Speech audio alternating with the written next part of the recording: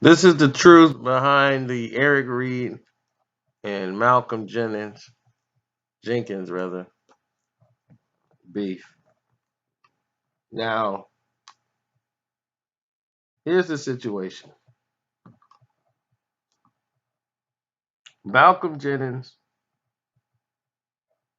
is a very proud brother. He always believed in, the best for everybody and trying to do what's right. But here's the situation.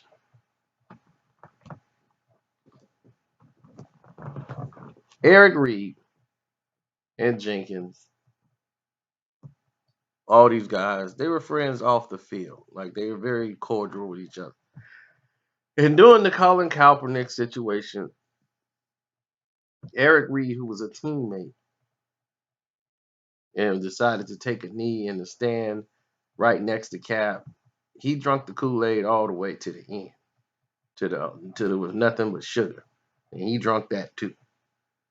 Now he was all in.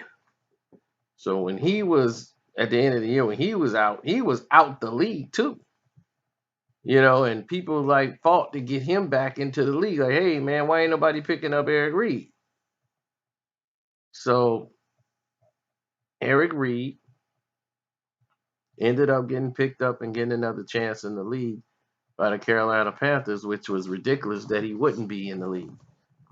So now that he's playing,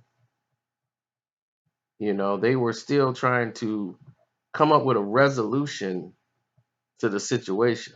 So the NFL started to talk with the unions, and then they started to come up with this player coalition. And what the player coalition was supposed to do was to bring everybody involved. They were all going to get together and go and talk about this issue, sit down with the NFL and all of these different things.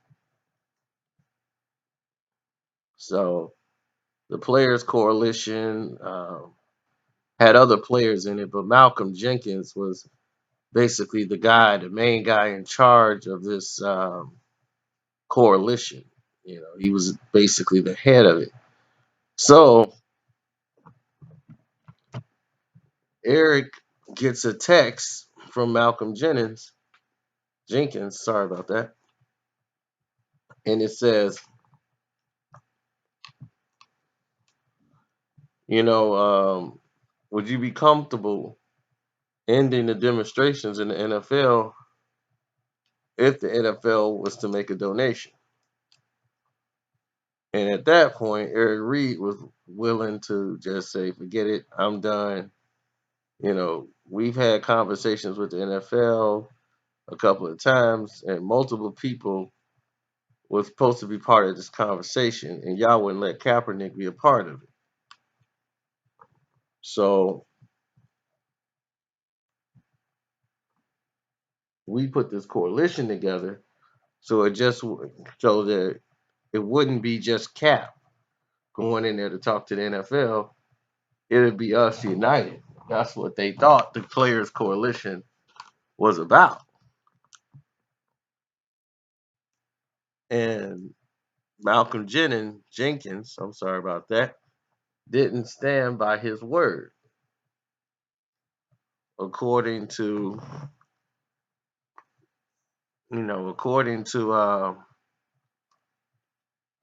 Eric Reid, and he was really upset about that. And he was very adamant in saying that at no point did they ever communicate an agreement with the NFL to end the protest. And they both safeties. Him and Jenkins, so they all safeties normally have a bond with each other. They play the same position and stuff, but this broke all code. He never knew how deep Eric was with this cap thing. You know, he was really all the way in. He was a teammate of him. So he's on ground zero. And he's very adamant in saying that that was not part of the agreement. You knew that you were supposed to get Cap in on this meeting. And you went back on your word. You didn't stand by it.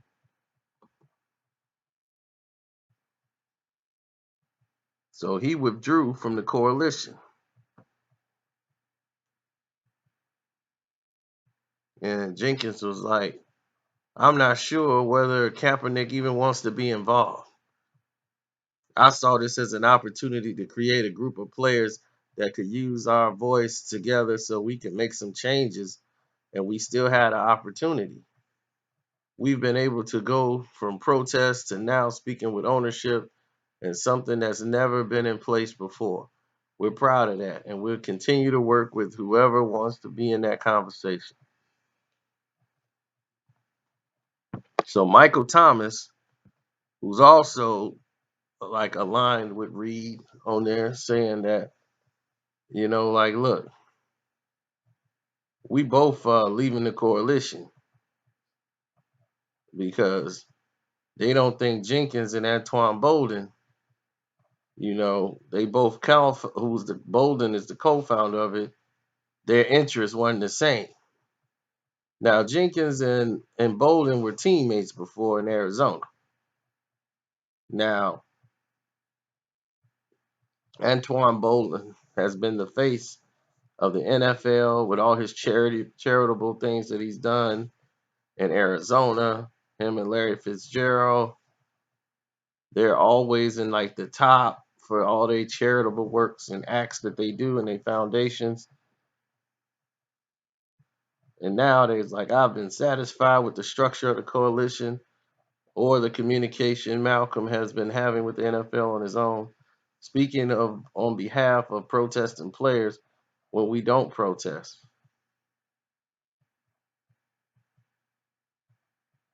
Now, here's the thing. Jenkins was raising his fist instead of kneeling during the anthems. He said we communicated these concerns to him on numerous times. We've had numerous phone calls about it.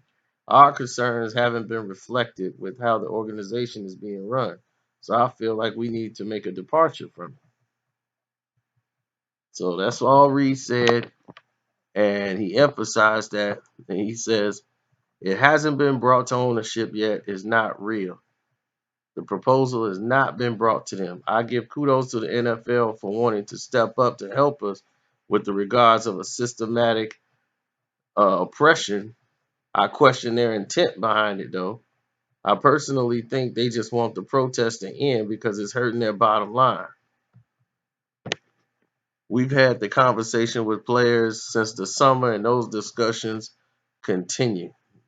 And this is the NFL spokesman, Brian McCarthy, said, we don't have a comment on any specifics yet of any of the conversations we've been having.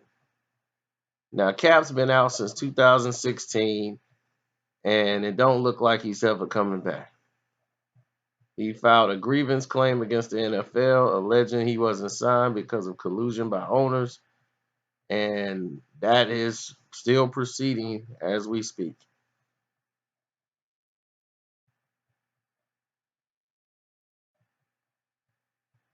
Now, Reid said Malcolm kicked Colin Kaepernick out of the coalition following the meeting in New York at the beginning of the season. There's a group message. Jenkins is the administrator, and he took Colin out of it.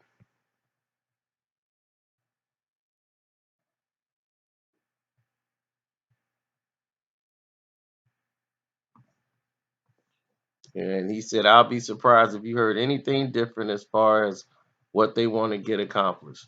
If you talk to Eric or Mike or any of those guys, if you ask them what they want to get accomplished, they'll say they want the same system change to the systematic oppression. They want to provide resources in disenfranchised communities, and they want to stop police brutality. All of these things are in the same lines, and that message hasn't changed. I just think that there might be a disagreement as how to go about doing it. Demario Davis, a lot of people have been going against Reid and and um and Thompson over there. So both of these guys and everybody in it has been one big mess.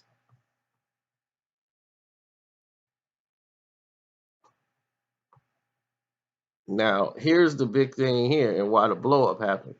Because now Carolina's playing them and Eric Reid gets to talk to Jenkins right across from him. So right before the game, he runs up on him and he finally get to see him and talk to him face to face.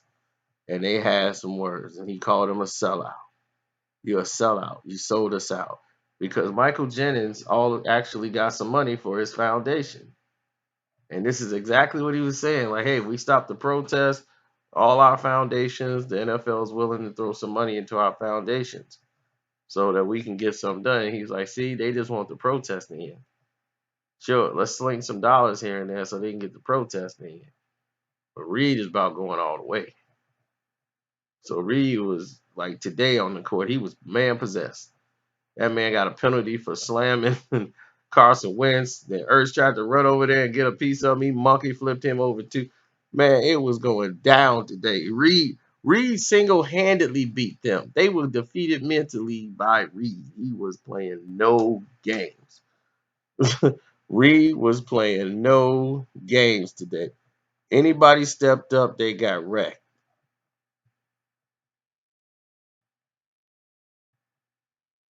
So, the game was wild. Game was wild. But that's what they're fighting about. That's where they at right now. As he said, he sold out Cap, and he went forward with he's a sellout, and that's how you feel about Jenkins.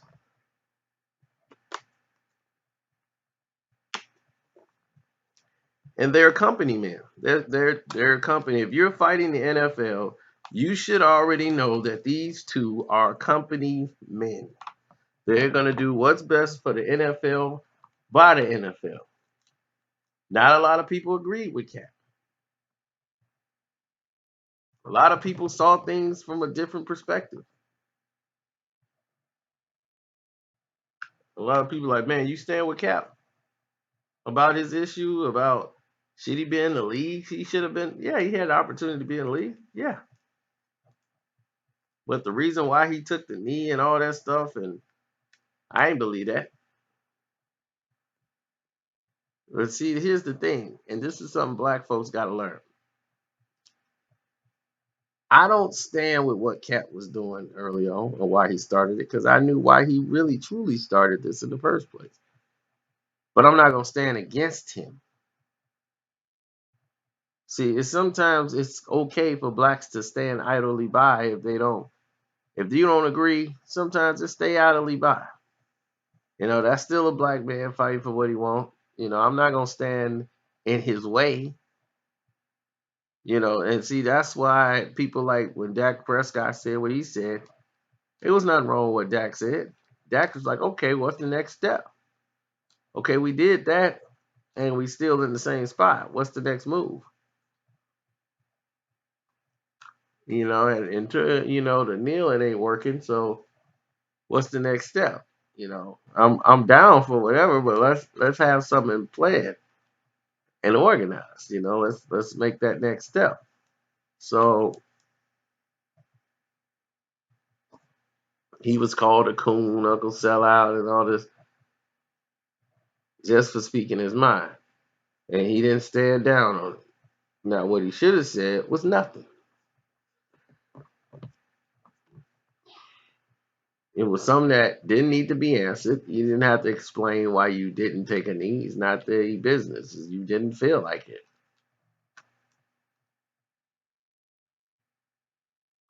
So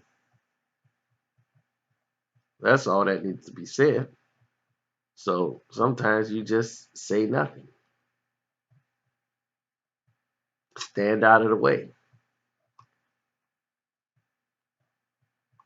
Because then, without your knowledge or not even your own purpose, the press will take your message, twist it up, and throw it back out like they did. Like, look, even Dak is standing up for the flag. He is black, you see, making it only a black, making it only a black thing, you know.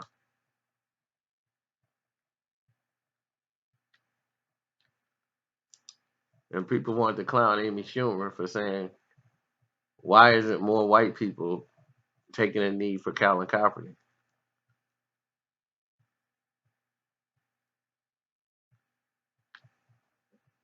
You see, because they know they can't do that.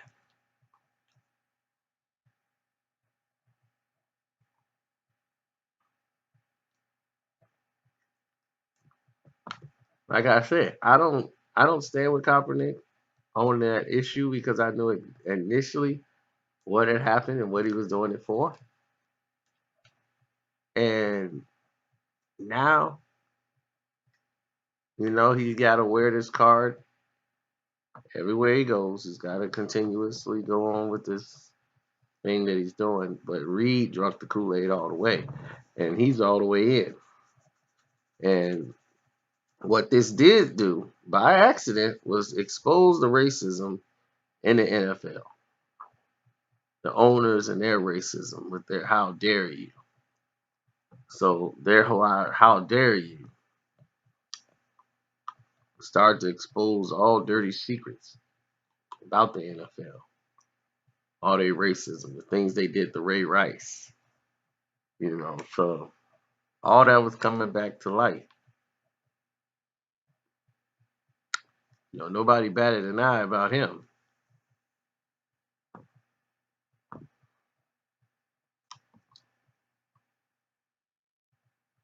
The NFL made a mistake, and then they got caught in a lie. The man never lied to him. He did everything he was supposed to do, and then he was banished for life by the NFL.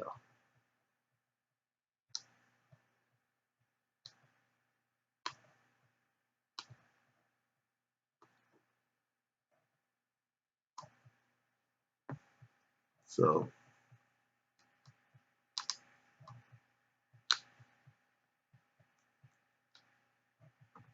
on that note, I think we're done here. Don't forget to follow the playlist, The Truth Behind Sports Beefs, and make a donation to the page. Just click the link in the description box and leave a donation. And thanks again, Thomas Felton. You've been holding it down all week as you are officially now in second place. I'm out.